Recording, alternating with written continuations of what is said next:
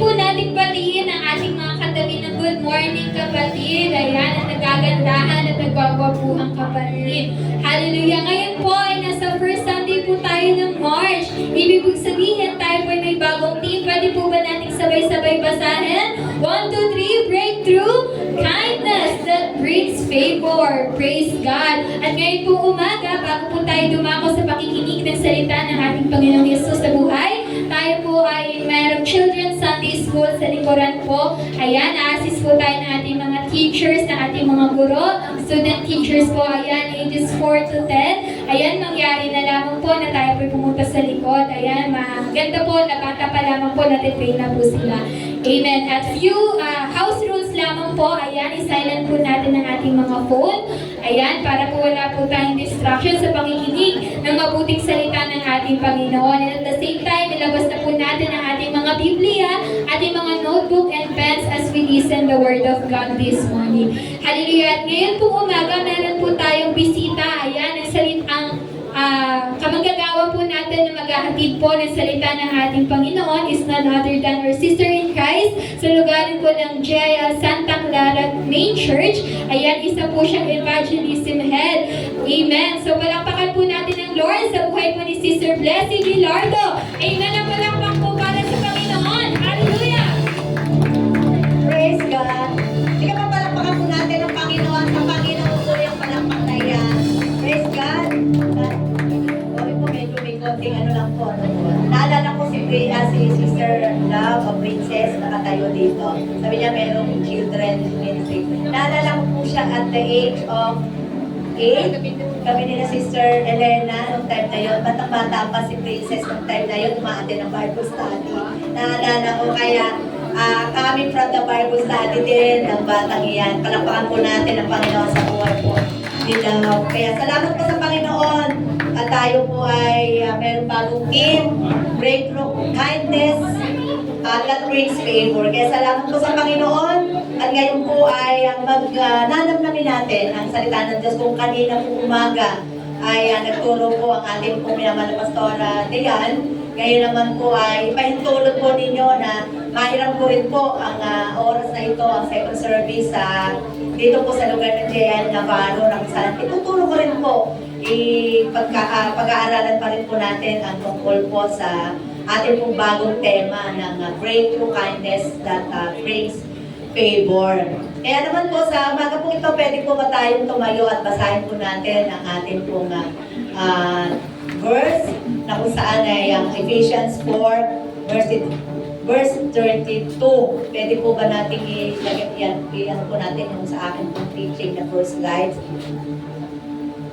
Sabi po, basahin po natin sabay-sabay with with conviction, with boldness, lakasan po natin dahil napakaganda po ay binabasa po natin ng malakas ang salita po ng ating po Panginoon. Sige po, umpisahan ko po sa verse.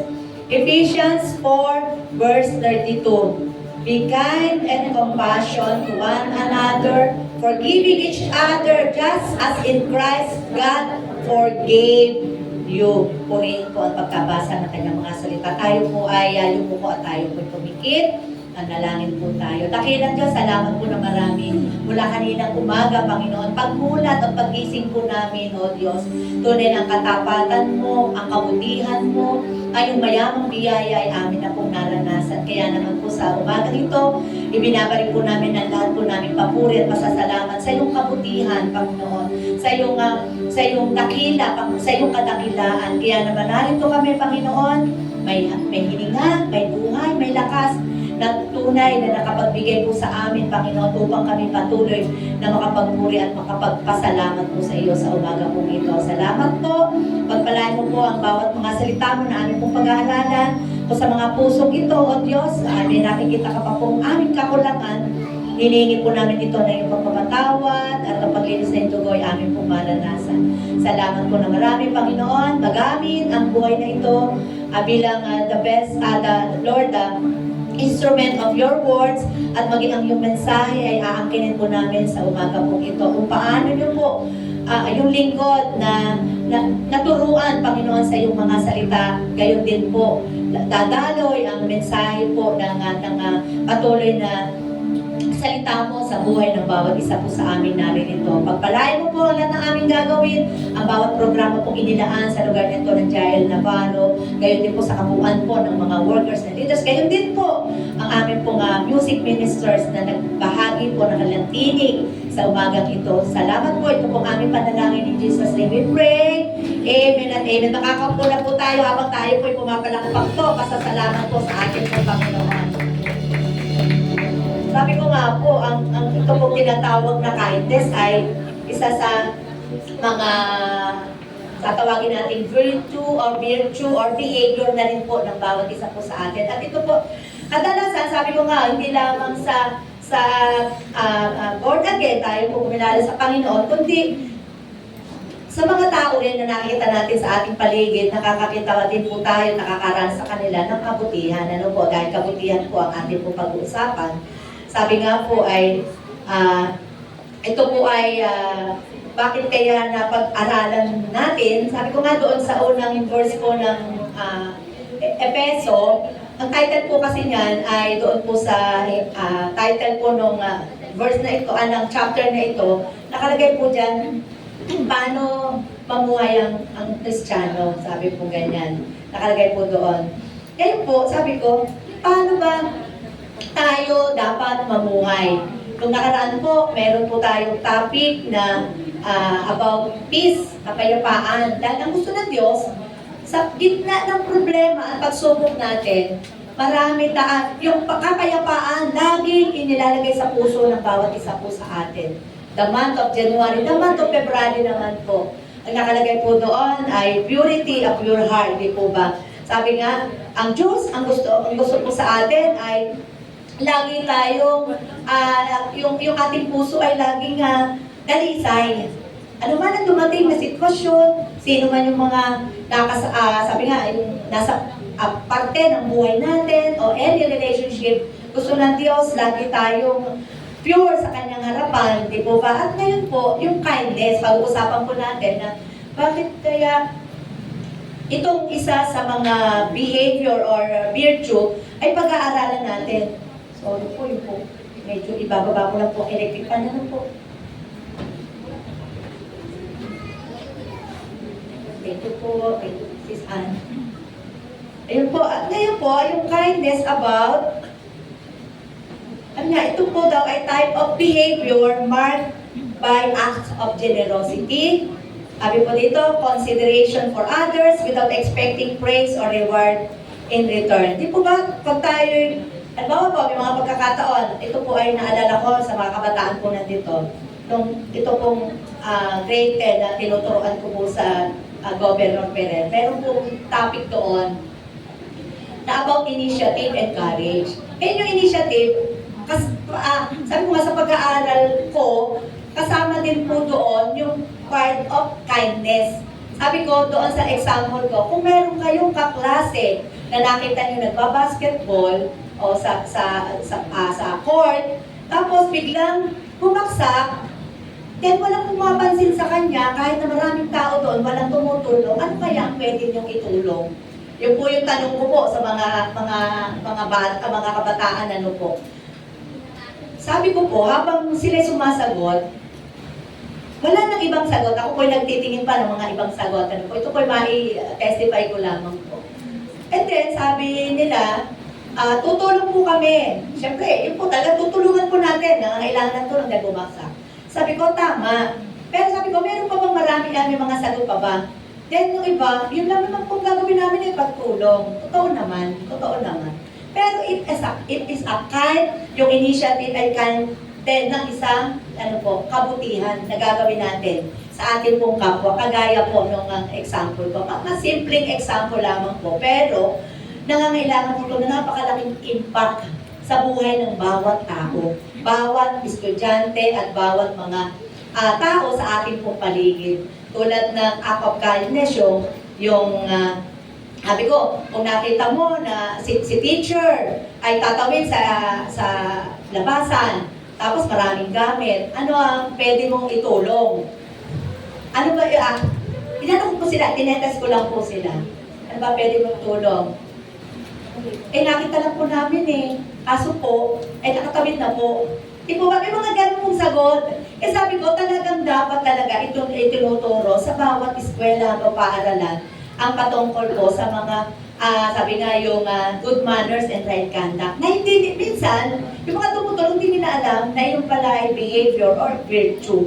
Di po ba? Tayo po may mga maaari, sabi nga, na ituturo bago pa lamang, pero tayo po bilang, ito na po yung mga age natin, ano po, nais po ng Diyos na mas lumawak yung kaalaman natin po sa patungkol po sa kabutihan. At syempre po, ang unang-una po naman naging model of our, model na kung saan kailangan nating panundan ay ang ating pong Panginoong Hesus sa kanyang kabutihan. Dahil siya nga po nagkaroon ng compassion Yung compassion na tinatawag, yung kahabagan po. Dahil kung hindi po siya nahabag sa atin, wala po tayo sa lugar na ito at nakikinig ng kanyang mga salita. Dahil, bakit po? Sa salita po ng Panginoon, nakita ni Jesus na gulong-gulo yung mga tao, halos hindi na nila, para praise po, hindi na nila maranasan yung ano ba yung mga buhay na meron sila nung that time po na yun. Pero ano po ang sabi ni Jesus, kailangan magkaroon po ng ano po, ng mga manggagawa, na sabi nga po doon, para praise pa rin po, na manggagawa na siyang pupunta sa lugar na iyon upang mangaral ng kanyang mga salita. Tayo din po, on our act of kindness, yun din po ang pagbasa sa atin ng mundo, pagbasa sa atin ng mga tao na hindi pa kumikilala sa Panginoon. Kasi bakit po? Hindi lahat po sa panahon ngayon ay sabi nga nagbibigay ng kanilang act of kindness. Bagamat meron pa rin naman, pero hindi lahat, di po ba? Ngayon po kasi uso na po ngayon, medyo sa generation na ito, talagang tititigan, titingnan lang, ganyan po hindi po katulad ng araw. Nung araw po ng mga bata, talagang dadaan sa likod, sa harapan natin, lalo na pag matatanda nag-uusap, di po ba? Talagang nakayuko pa, yuko. At ngayon naman din po tayo pong sabi nga nung araw, ngayon pa rin po naman, ginagawa pa rin natin, di po ba? Act of kindness pa rin po yun, di po ba? Pero it's a simple, na kung saan kailangan talaga, sabi ko nga, kailangan talaga maituro at mapag-usapan, mapagbulay-bulayan. Kaya, sabi nga, ang kindness is a quality of being friendly, generous, and considerate, but kindness means so much. Ang kindness talagang marami siyang kahulugan na siyang sa atin ay magbibigay ng tunay na kaunawaan. Kaya naman, sabi nga dito, being friendly, tayo naman po, kahit naman po sino, pwede natin, sabi nga kanina ni Pastor Cordy, siya po yung nagturo sa amin, sabi po, yung simpleng ngiti, pero parang ngayon, sa panahon ito, hindi mo kailangan ngitian ng lahat ng tao. Sabi po gano'n ni Pastor Cordy, kasi bakit? Baka akala ng tao, may motibo ka. Di po ba? Ngayon, iba na yung kaisipan ng tao. Baka may motibo ka, pag nakita, titingin-tingin ka, nakangiti ka, parang, baka may plano, baka iba yung motivation sa kanila, di po ba? Ngayon, kaya po tayo, ngayon po, nag-uusap-usap po tayo, nag-aaral po tayo, yun po yung panutunan natin na, sabi nga, gagamitan mo din ng wisdom. Di po ba gagamitan din po ng wisdom? Kaya naman, being friendly, generous, maaaring, ngayon sa panahon ngayon, meron tayong, huwag na po tayo mahuli, no po? Yung mga nagbibigay sa atin ng mga sobre, di po ba? Being generous, mapapatunayan natin, tayo generous po. Pero, depende pa rin po, sabi nga sa case o kaso ng ating pong sitwasyon, ng ating pong panahon ngayon. Kaya naman, ngayon, sabi nga, advisable, siyempre nga, with wisdom.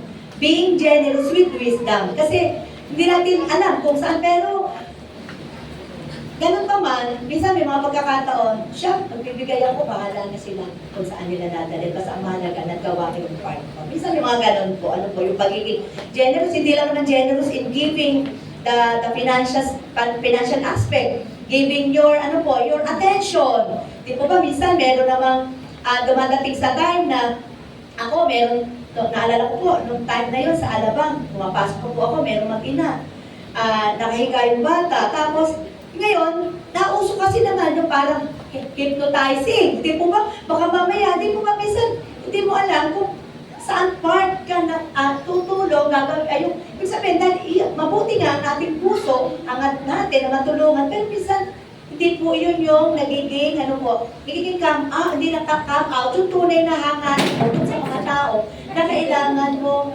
tulungan. Kaya sabi dito, with a consideration for others without expecting praise. Lahat naman tayo, pag gumawa tayo ng mabuti, hindi naman tayo nag-expect na ibabalik sa atin. Pero, ang napakaganda doon, kindness brings favor. May mga pabor pa rin po, sabi nga may mga pabor din tayong maranasan mula sa atin po, Panginoon. Naalala ko pa rin po, nung time po na yon, papunta po kami ng Bacau, papunta po kami ng JIL, Lavanya pa po nung panahon na yon. Nakasakit po kami sa tricycle. Nagbayad po ako ng parang, alam ko po, 20 pesos na ng pamasahe, at 20 pesos ang 500. Hindi po mahalis. Pag madilim, magkamukha. Hindi po ba? Magkamukha. Nung magbabayad po ako, bababa na po ako ng kanto ng Lavanya. Papunta na po doon sa JI Lavanya, Friday po yung dati. Naalala ko po, nagbigay ako. Tapos, hindi ko alam, hinabol po ako ng tricycle driver. Hinabol pa po ako mismo doon sa commercial center po doon. Layo ko na po. Sabi, Ma'am, 500 po yung bigay mo sa akin. Kasi tinanong ko po kung magkano, sabi niya 20. So pag pumunto ko siguro yung 20, yung 500, napagkano lang ko, kala ko 20. Hinabol po ako. Sabi ko, ay salamat po. Sabi ko, dinagdagan ko po yung bayad ko po doon sana kasi 20 lang naman ang bayad daw po. So, dinagdagan ko po. And then, naalala ko po pala, nung panahon na iyon, siyempre po, pag yung mga pagkakataong hindi mo naman ina-expect na gagawa ka ng mabuti or dahil yun na nga yung puso, hindi po ba yung puso natin? Naalala ko pala, noong time po na papadyak po si Kuya Greg, noong time na yun, ayun po yung naging po niya nung siya tumigil sa pagtrabaho. Meron pong cellphone, nalaglag po sa kanyang padyak. Hindi po naman niya alam na meron doon na nalaglag. Dumating nga ang pagdamag, umaga, nakita niya ng paglilinis niya ng paglabas po niya. Tapos po, ako, sabi ko po, ay, naku, paano natin ito maisasa-uli? Sabi ko gano'n, kasi kawawa naman nawalan. Sabi ko po gano'n. And then, right after naisip ko, surrender. Kaso, sabi ko, baka naman maraming, siyempre po, with wisdom, baka naman maraming umangkin. Di po ba? Kasi, off po yung cellphone. Naka-off. Kasi siguro, dahil po tawag, low bat.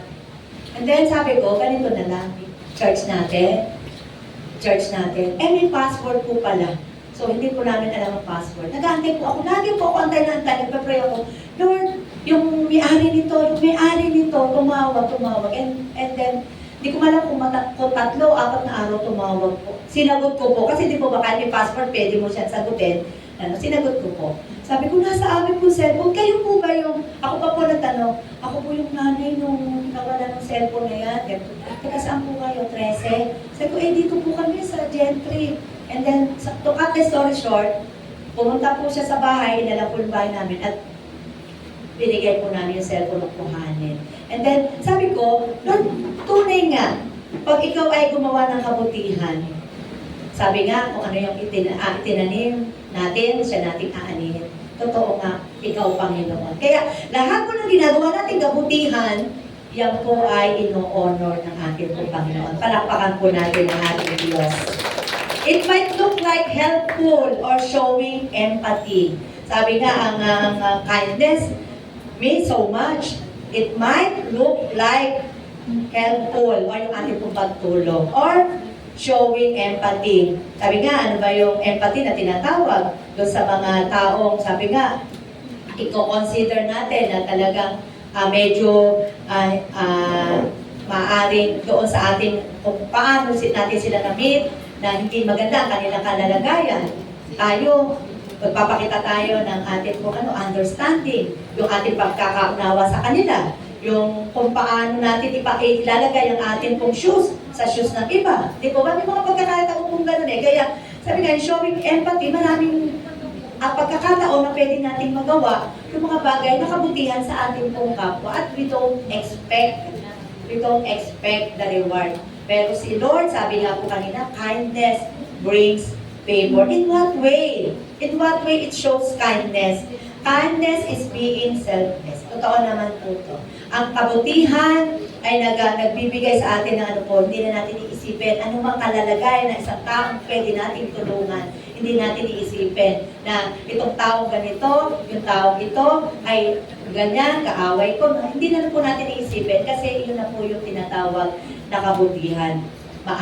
Sabi nga dito, kindness is being selfless, maalaga, and unconditionally kind. Lubos yung kanyang kabutihan. Kaya na tinatawag natin unconditionally kind. Wala siyang pinipili.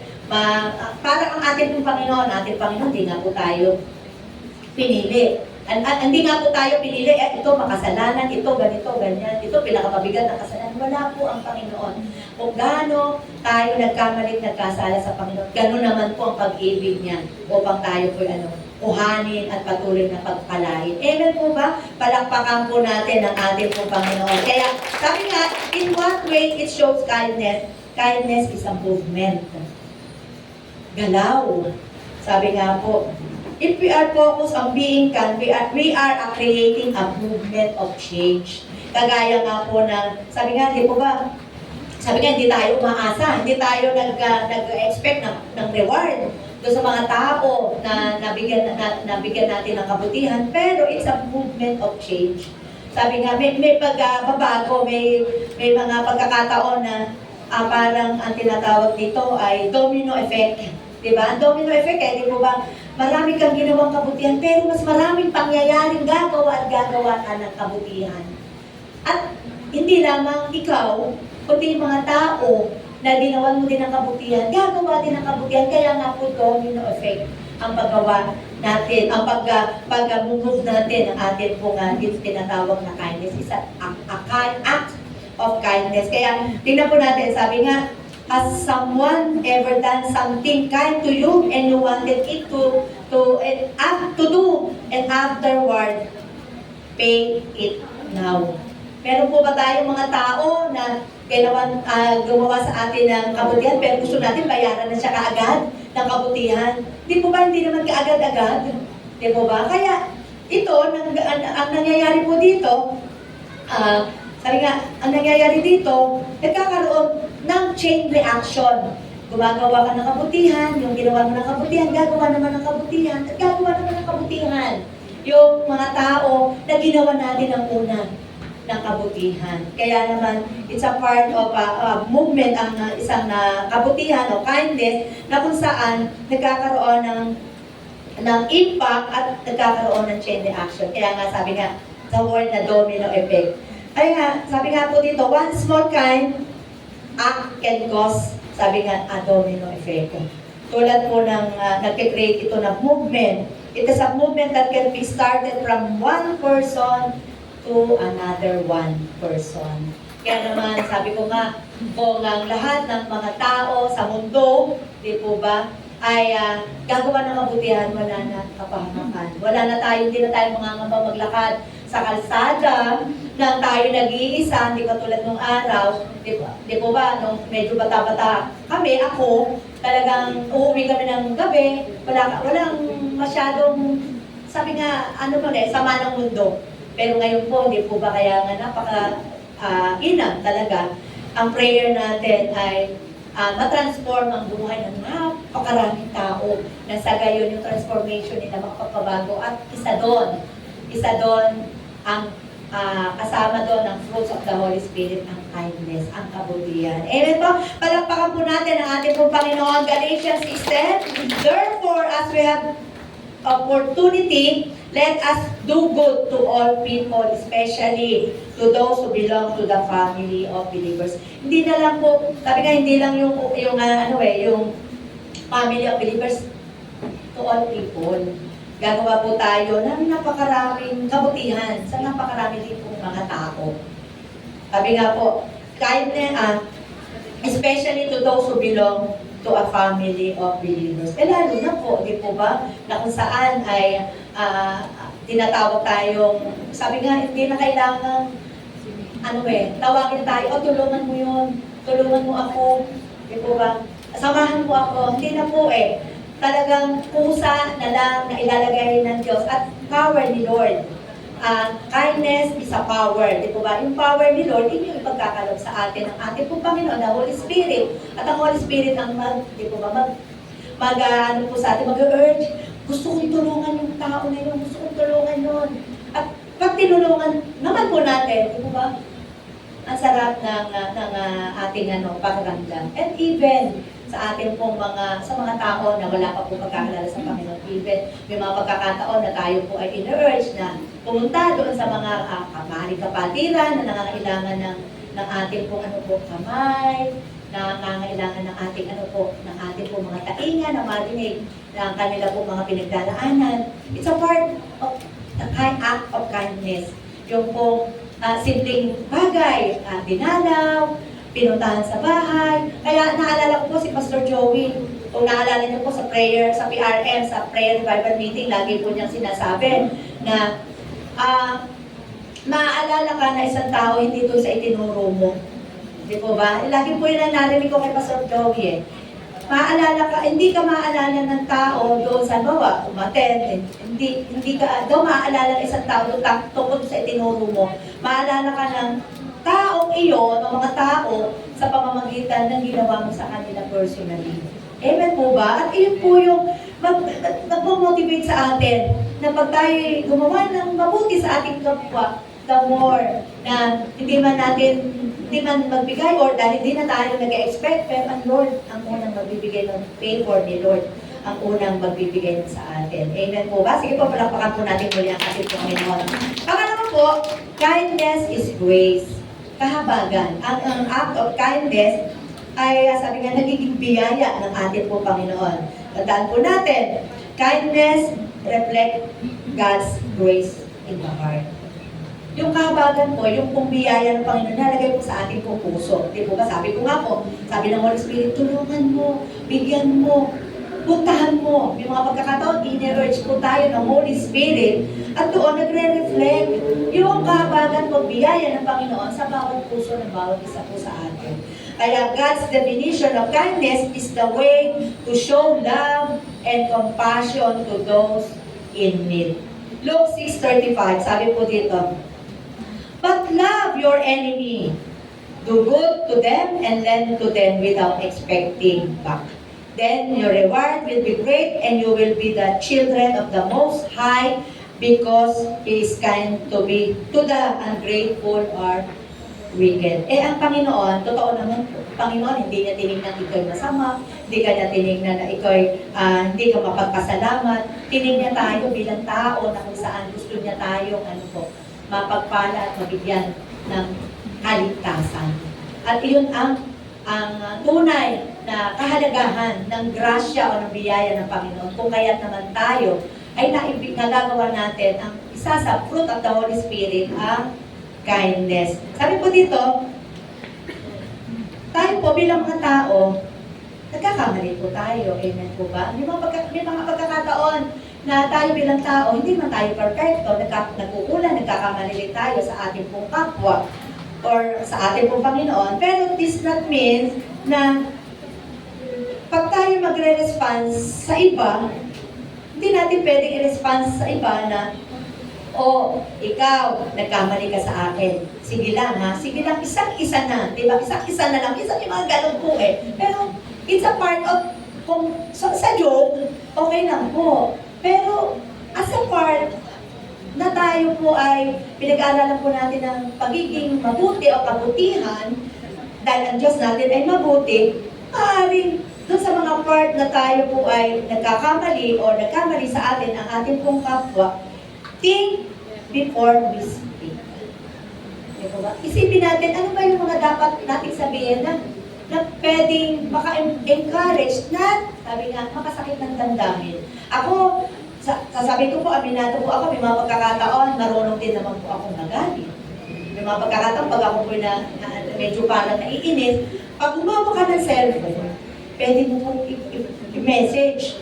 Pero pag nag-post ka, pause mo muna, before the reaction, maiiba po yun Tulad nga daw po ng ating pong galit, sabi nga po, na i-research mo, 90 seconds daw po nagre-range ang ating pong galit. Yung 90 seconds, matagal-tagal po yun. Hanggang 90. So makakagawa ka pa ng galit. Yun na magiging reaction mo sa ibang tao. Di po ba? Kasi 90 seconds. Yung pong range na tinatawag, kaya po pala sabi ko nga, kaya pala may mga road rage. Di po ba? Habang nasa kalsada sila pagod, mainit ang ulo, may problema, pag nakasabay mo sa sasakyan, nakasabay mo sa kalsada, gano'n na lang. Bubukso ang kanilang galit kasi it's a 90 seconds. Ang range pala, yung galit na tumatagal sa ating mga kaisipan. Kaya pala maraming nag-aaway sa kalsada. Tayo po, hindi po natin gusto yun. Hindi po natin nais yun. Ang nais po natin, tayo po ay makapagbigay ng kabutihan sa ating pong kapwa. Kaya, sabi nga, think before we speak, forgive before seeking revenge. Di po ba? Kasi ganito po, pag tayo nagagalit, ay bahala siya. Gagantihan ko siya. Minsan may ganun po, pero hindi na po iyon. Sabi nga po dito, forgive before seeking revenge. Relationship instead of short-term pride. Kasi totoo naman po, may mga tayo, mga kaibigan, or even sa ating mga relasyon sa asawa, relasyon sa mga anak, magulang sa anak, kapitbahay, extended family natin, di po ba? Na kapatid, magulang. Di po ba? Minsan may mga pagkakataon, may mga conflict. Yung conflict na yun, minsan, ang nangyayari, pride. So, bilang relasyon sa family o any kind of relationship, yung pinairal natin ng pride, so ang nangyayari, nagkakalayo. Kaya nagiging short term yung isang relationship. Nagkakalayo dahil nagkaroon ng rage or galit. Kaya po, bilang part of our kindness, act of kindness, sabi nga, mag-forgive na po tayo, kaysa tayo mag-isip ng ating pagganti. At yung ating relasyon sa bawat isa ay hindi natin nais ang short term. Kundi ang nais natin tumagal ang bawat relationship natin. Amen po ba? Palakpakan po natin ang ating po Panginoon. And if we can, sabi po dito, all renew that one of us are perfect, we will be a lot kind of each to each other. Ibig sabihin, yung mga ginagawa natin, kailangan ang ating puso, kasama ng ating pong isip, laging laging kasangkap yan lagi din may panalangin. Kasi bakit po, aalis tayo ng bahay, nasa bahay tayo, every time, laging may panalangin. Sa gayon, yung kabutihan, bisa kasi yung kabutihan, siguro, movement nga, di po ba, movement nga, sa part of action word, sabi ng action, ay nakakalimutan na gumawa. Kasi nga, galit, nagkaroon ng unforgiveness, at dahil doon, sabi nga, nakikita natin na hindi naman pala lahat tayo. At remaining time na yon, maisip natin, hindi naman perfect bakit hindi ko nagawa yun? Di po ba? May mga ganun pong pagkakataon. At yun nga, sa pangalawa, kindness is a grace. Kindness is a movement sa una po.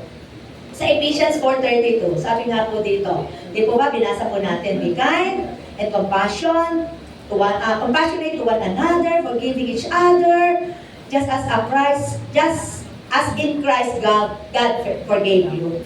Ito po ay nagsisilbing direction po sa atin. Totoo po itong salita na ito ng Panginoon na nagiging guide sa atin, direction, instruction din po sa atin. Kung saan nare-reflect natin God's character. Ang mga bagay na ang part na ito ng kindness or anumang compassionate, nagiging guide natin sa bawat araw-araw ng ating po pamumuhay. Kaya nga po, behavior or virtue po itong ating tinatawag na kung saan ito po ay nagbibigay sa atin ng pananaw na pwedeng. Sabi nga, ito po yung God's character na kung saan ay nagiging role model or halimbawa po sa bawat isa po sa atin yung pagiging tender-heartedness, yung pagiging malamping. Kasi yung part ng pagiging malambing naman sa kabutihan, sabi ko nga, di po ba merong tao na pag ginawa mo ng kabutihan, halos talagang, dahil siya malambing, talagang halos yakapin ka na, thank you talaga. salamat sa iyo. May ganun po eh. Pero ako po, minsan lumalabas po yung pagkaganon ko po. Salamat sa Panginoon kasi dati po hindi ako po ganon. Salamat sa Panginoon. Yung po mga ganon, yung mga pagkakataon ng mga tao pong ganon eh, di po ba? At yun yung mga nasasabi natin, it's a part of mirroring natin ang God's character sa buhay po ng bawat isa po sa atin. Nami-mirror natin yung character po ng ating po Panginoon doon sa ating pong mga ginagawa sa pamamagitan ng character din po ng ating po Panginoon na ibinibigay po natin sa ibang tao. Kindness, sabi po dito, ito po ay kay Mark Twain, father of American literature po siya. Sabi po, kindness is the language when the deaf can hear and the blind can see. Di po ba ang deaf, bulag, di po, bingi, hindi niya narinig, di po ba? Tapos ang bulag ay hindi nakakakita. Pero pag gumawa ka ng kindness, ito yung language ng mga bulag at ng mga bingi. Kasi bakit po? Di po ba? Pag gumawa tayo ng kabutihan sa mga bingi or hindi nakakarinig, di po ba gumawa ka ng kabutihan, nakikita nila yung kabutihan mo ginagawa sa kanya kahit hindi niya narinig at sinasabi mo. At ang bulag naman, nakikita niya, yung ang deaf, naririnig niya doon sa bagay na ginagawa mong kabutihan sa kanya. Pero ang bulag, nakikita niya sa pamamagitan po ng mga kamay na umagapay sa kanya. Di po ba? Kaya po, sabi ko nga, tama naman kasi it's a language. Language na hindi narinig ng bingi o ng hindi nakakarinig, pero ito yung nangyayari doon sa bawat nila na hindi man nila nakikita pero nauunawaan nila. Di po ba? Kaya ginawa ko po itong isa part na hindi man po siya, si Mark Twain, pero ito po yung ginawa ko lang na best example or isa sa mga examples ng kindness. At susundan po, kindness is like a seed. Buto. Sabi nga, open bringing harvest of blessings back to the giver. Sa 1 Corinthians 9:10 verse 11, now, he who supplies seed to the sower and bread for food will also supply and increase your store of seed and will enlarge the harvest of your righteousness. You will enrich in every occasion and through us, your generosity will result in thanksgiving to God. Galatians 6:9, sabi din po, let us become not weary doing good, but in the proper time we will reap a harvest if we do not give up. Ibig sabihin po, habang ito po ay sa part ng kung ano yung ginawa natin na pagtatanim sa ating kapwa, lalo na po, di po ba sa mga taong hindi pa nakakilala sa Panginoon, at ikaw ay pinapunta, di ba po, pinapuntahan po ako, nagtanim ako sa kanya ng kabutihan, anytime na ako ay pumunta doon, hindi sila na hindi marinig ang salita ng Panginoon true. Sabi nga, true sa buhay ko at sa buhay din po ng bawat isa po sa atin. Hindi na tayo mahirapang i-consider sila na baka hindi sila pumayag, baka hindi sila. Kasi, bakit? Dahil doon sa kabutihan na ginawa mo, yun yung naalala nila at dahil doon, sabi nga, tatanggap sila ng salita ng ating po Panginoon. Amen po ba? Palakpakan po natin ang ating po Panginoon. Like I said, kaya yung ating po pagiging kabutihan dahil ang Diyos, ang mabuti, God's character, kindness, at sabi nga, alitulada natin siya, magtatanim tayo ng buto ng kabutihan. Amen po? Proverbs 4:17, sa susunod pong slides, your kindness will reward you, but your cruelty lead to destruction. Sabi ko nga po, ano itinanim, siya po aanihin, and kindness brings favor by a positive relationship, build trust and earning respect, open resulting in blessing from both God and man.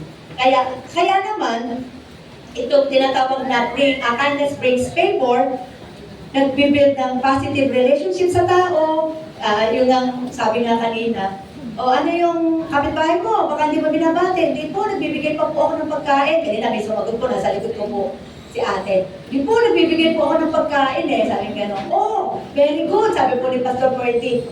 At iyon ang magiging dahilan kasi hindi pwede nating makaaway ang ating mga kapitbahay. bahay, magtanim tayo sa ating mga kapitbahay. Nang sa gayon, sa pagkakataon na sila ay lalapitan mo at i-share mo ang salita ng Panginoon, hindi ka na mahihirapan kasi bakit nag-build ka na ng positive relationship sa Kanya. Kaya yung tinatawag na kindness brings favor from both God and man. Kindness is said to attract favor from God and from people, leading to increase blessing. It's showing kindness with a strong positive, yun nga po, positive relationship, strengthened bond, nagkakaroon ng, sabi nga, yung pong matatag na pagkakaisa, ang napakahalaga po nito sa family, sa extended family po natin. Di po ba? May mga pagkakataon, hindi naman po perfecto ang bawat pamilya natin kinalakihan. Magkakaiba ang ugali natin po magkakapatid. Sa magkakapatid, tama po, di po ba, mga magulang po. Na narito, mga anak po, kung dalawa anak po, magkaiba. Kung tatlo, magkakaiba rin po, di po ba? Pero, yun po yung nagiging ugnayan natin. Di po ba? Nag-i-strength, nagpapatatag ng ugnayan natin doon sa paggawa ng kabutihan.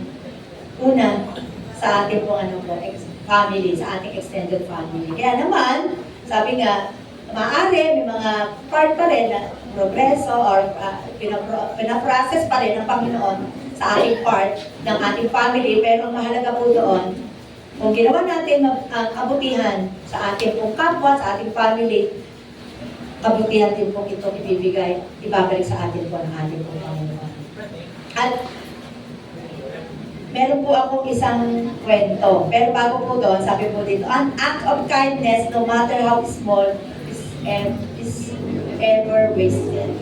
Hindi pwedeng masayang ang bawat kabutihan na ating pong ginagawa sa ating pong kapwa. Wala pong gumawa ng kabutihan na nasayang. Kaya yun po ang ating pong tatandaan na an act of kindness, no matter how small, is ever wasted. Wala po masasayang na kabutihan na ginagawa po natin sa ating kapwa. Pero, sabi nga, yung mindsetting di po ba? Gagawa ko kabutihan para bigyan ako ng kabutihan din. Hindi po Hindi po ba kusa na po yun Kasi ang Holy Spirit nga po, mangungusap sa atin, the Holy Spirit ng ating Panginoon, mangungusap sa atin, tulungan mo siya. At ang mga kapaang naman, magiging magaan doon sa pagtulong sa kapwa na yun. Kasama ang ating puso, isip, maging ating mga paa na tumulong sa ating mga kapwa.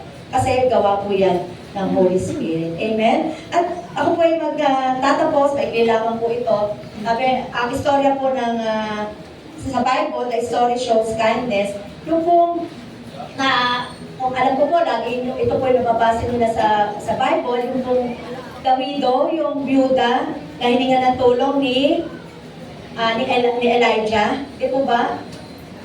Ang kwento po, kasi medyo mahaba po Sorry po, nakalagay po dyan 2 King. 1 King po, 1 King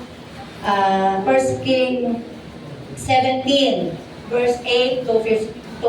Hindi na po na erase po na-delete. Sabi po, dito, yung widow na yon ay doon sa panahon ni Elijah, talagang sinabi po kasi ng Panginoon, ni Yahweh kay Elijah, na pumunta ka sa lugar na yun ng Sarephat. At doon sa lugar na yun, may makikilala ka na isang byuda. At yung byudang iyon ay magbibigay sa iyo ng pagkain. Sabi po ni Yahweh doon sa 1 King 17. Ngayon, maaari, sabi ko nga, nung makita ko po ito, bakit kaya tinulungan? Ang tanong ko, bakit kaya tinulungan ni gano'n na lang kabuti ang tulong na ginawa ng babaeng byuda na ito dito kay Elijah, which is alien. Pero sabi ko nga, kinausap. Pero kasi pwede di po ba? Kinausap tayo na Lord, pero mag-resist tayo. Doon sa kabutihan pwede natin itulong sa kapwa. Kaya nga po, ngayon, sa panahon natin na yon, medyo pag may pumunta pong mga tao sa atin, lalo na pag kumatok, tok, hindi mo kilala, sa tingin niyo po ba, bubuksan natin sa panahon ngayon? Pwede pong hindi. Kasi bakit po? Marami na rin po kasi mga nangyayari sa paligid. Pero nung panahon po noon, di po ba? Nakita natin talagang gano'n na lang din yung kabuti ng byudang babae. Wala nga siyang pagkain Kasi yung time na yon, tag-init, pamin, tag-tuyot, yung mga budget, araw, siguro noong panahon na yon, ang kanilang flour, yung harina at oil. Wala na. Noong time na yon, maaaring si Elijah, noong time na yon, pagpunta na yon, nagtanong siya kung pwede siya makiinom, at pinainom naman siya, pero nagtanong siya kung meron daw bang food na pwede siyang igawa ng isang, kasi nung araw, bread talaga bread. Gawa siya ng isang pagkain o isang tinapay na gawa sa bread and oil. And then, hindi nagkatubig. Maaring pwede, sabi ko nga ba binabasa ko po itong chapter na ito, pwede naman tumanggi. Kasi paano kung wala ka na talaga? Pero dahil mabuti nga yung babae na yun, kasi ibinigay na kagad ni Yahweh, pumunta ka doon sa babae na yon at bibigyan kanya ng pagkain. Nakita talaga ni Yahweh ng Diyos na mabuti talaga ang puso ng babae yun. Kaya iyon yun, talaga inilagay talaga sa buhay ni Elijah na magbigay ng flour and ng oil na yon.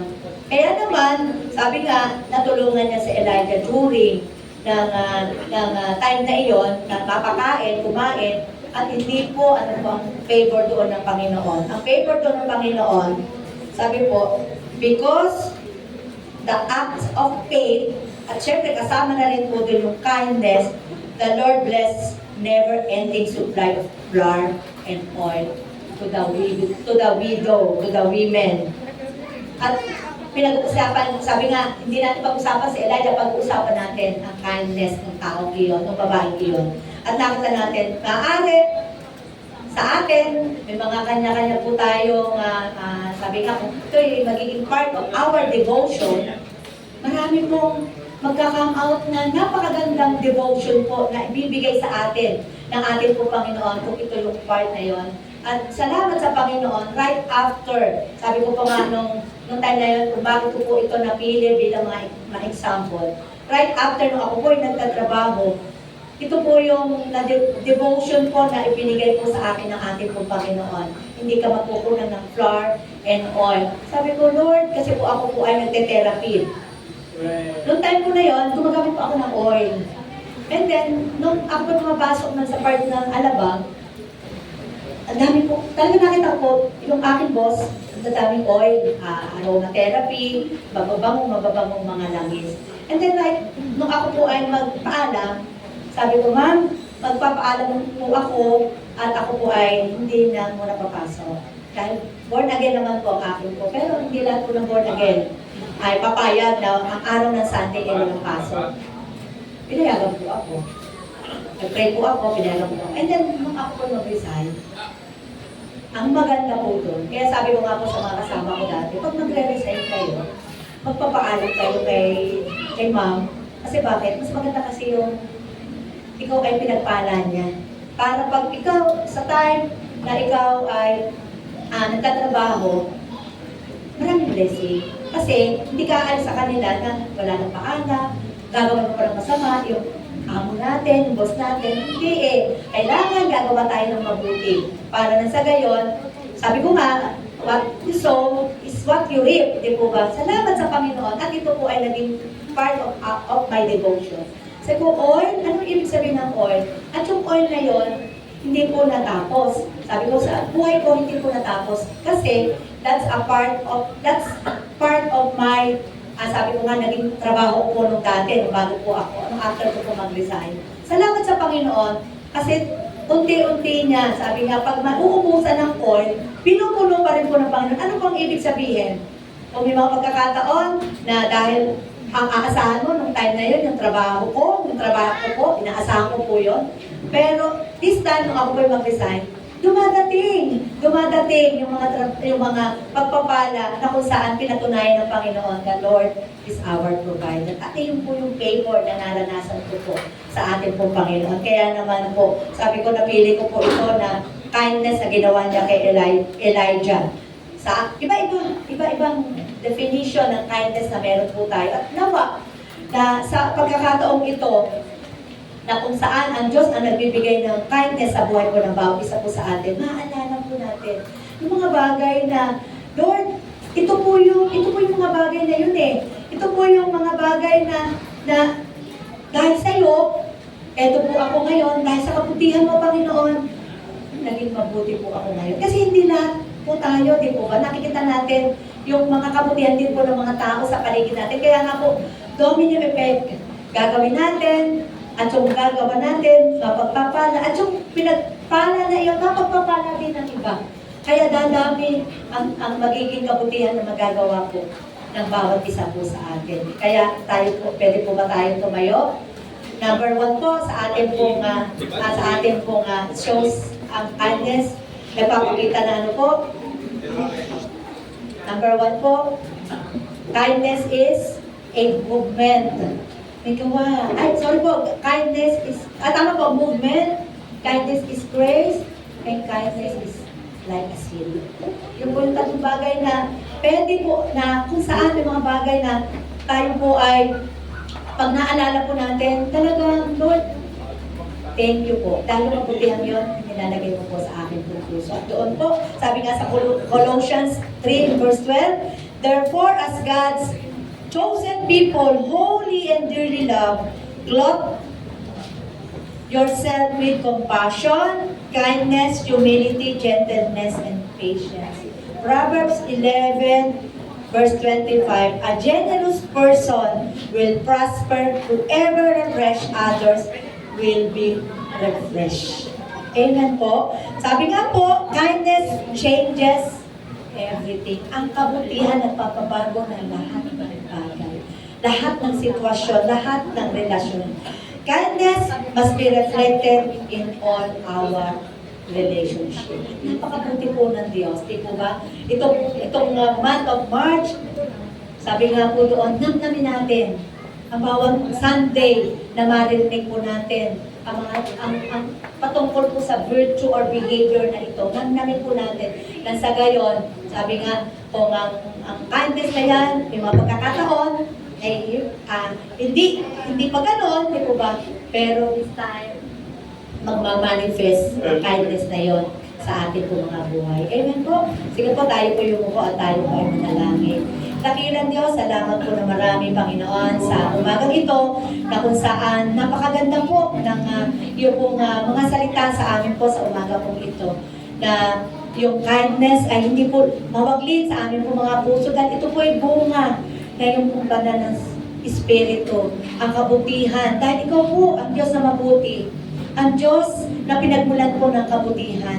Kaya naman po yung kabutihan iyon, O Diyos, bilang kumilala sa iyo, mga lingkod mo, anak mo, Panginoon, ay itinitiwala po namin ang buhay po namin sa iyo, O Diyos.